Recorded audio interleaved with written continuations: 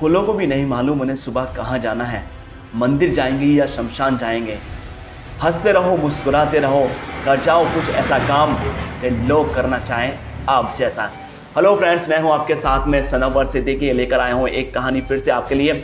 एक मोटिवेशन कहानी है, एक ऐसी कहानी है जिसे जो लोग बाग थोड़ा सा कह सकते हैं, इस तरह की कहानी है जिसे मोटिवेशन मिलता है, ज़िंदगी में एक सीख मिलती है और कुछ ना कुछ आगे इस तरह का मामला होता है जो अंधविश्वास पे जाते हैं या फिर विश्वास करते हैं तो इतना ज़्यादा करते हैं जो उनके भरोसेमंद होता है। इसी से संबंधित एक कहानी मेरे पास में है। कहानी शुरू होती है, एक लड़का था जो काफ़ी मशक्क़त के पास में पढ़ाई लिखाई की। उसने पढ़ाई लिखाई करने के बाद में नौकरी की तलाश में गया और नौकरी भी उसे मिल जाती है। मिलने के बाद में काफ़ी मशक्क़त करता है। मशक्क़त करने के बाद में आखिरकार उसे नौकरी तो मिल जाती है, लेकिन 2 साल 2.5 साल गुजरने के बाद में उसे प्रमोशन नहीं मिल पाता है। बस सोचता है कुछ ना कुछ क्यों ना स्विच कर दिया जाए कंपनी, दूसरी कंपनी में जाकर इंटरव्यू दिया जाए। उसकी तैयारी में बखूबी वो जुट जाता है। तभी होता क्या है कि उसके पास में एक इंटरव्यू शेड्यूल करता है और इंटरव्यू शेड्यूल करने के लिए उस इंटरव्यू के लिए वो कोशिश करता है कि इस इंटरव्यू को दूं और अच्छी नौकरी मुझे मिल जाएगी। उत्साहित था, फला टाइम उसको मिल चुका था कि उस टाइम पे आपको इंटरव्यू के लिए कॉल आएगी और उस दिन आपको इंटरव्यू के लिए जाना है। रात भर उसे नींद नहीं आती, इंतज़ार में रहता है सुबह कब होएगी। सुबह का अलार्म लगाता है 5 बजे का, लेकिन पता नहीं सोते वक्त कब उसकी आँख इतनी ज़्यादा लग जाती है कि उसे पता ही नहीं चल पाता, क्योंकि उसकी आँख फिर 5 बजे का अलार्म उसने लगाया था, लेकिन आँख खुलती है सुबह को 7:30 बजे।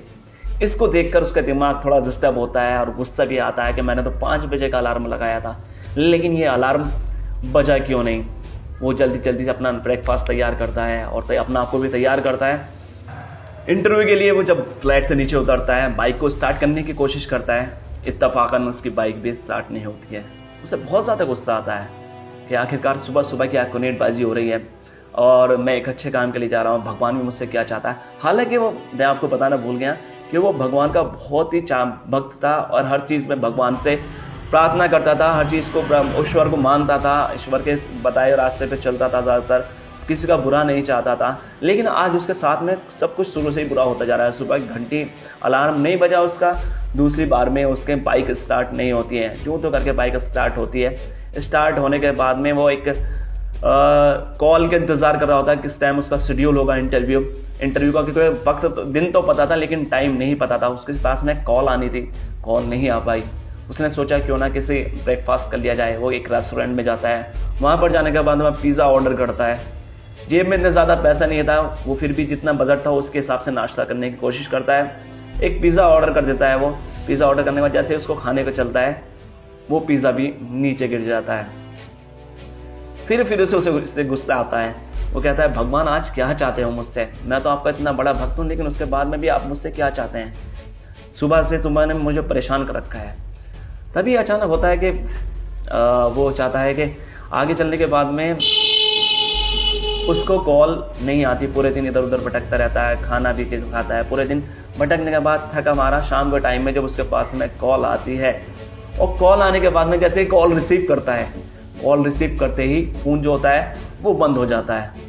और बंद होने के बाद में वो फिर से अपने सर में, माथे में हाथ इस तरह से मारता है और बोलता है कि यार मैं करूँ क्या करूँ मैं उसको।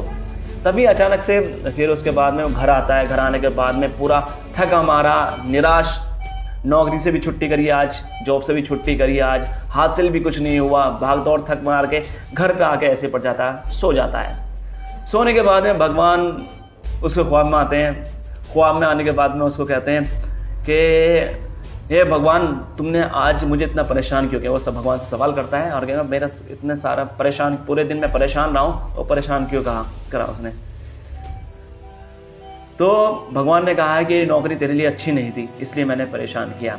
वजह आपको बताता हूँ मैं, क्योंकि अगर तू सुबह उठने के बाद में अगर जल्दी उठता तो तू उस जल्दी उठने की वजह से तो पूरे दिन बीमार पड़ सकता था। इसलिए मैंने तुझे लेट उठाया ताकि उसकी नींद पूरी हो जाए। बाइक से जैसे आप निकल रहे थे, बाइक मैंने इसलिए खराब की क्योंकि आपका एक्सीडेंट हो सकता था, एक बड़ी दुर्घटना हो सकती है, उसमें तुम्हारी मौत भी हो सकती थी।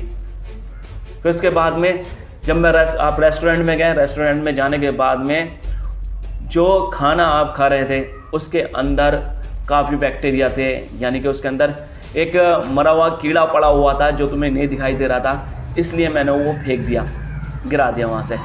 इसके बाद में लास्ट में आने के बाद में जब आपका फ़ोन क्यों ख़राब हुआ, मेरा भगवान से उन्होंने पूछा कि मेरा फ़ोन क्यों ख़राब हुआ, जब तो मेरे पास में जॉब मिलने वाली थी, अगर जॉब तुम्हें मिल जाती तो जाहिर सी बात है तुम्हारा भविष्य ख़राब हो जाता। उसका मालिक निहायत ही ख़राब था जो तुम्हारी ज़िंदगी और स्ट्रगल वाली बना देता जिसमें वो होता है। तो कहने का मकसद सिर्फ ये है कि जितने सुबह से शाम तक भगवान ने उसके लिए काम किए, क्योंकि भगवान ने लास्ट में ये कहा कि तुम मुझे रात दिन मेरी प्रार्थना करते हो, मुझे जानते हो, मुझसे हमेशा मांगते हो और हमेशा ही मेरी प्रार्थना करते हो, तो मैं अपने प्रार्थना करने वाले लोगों को कभी निराश नहीं करता।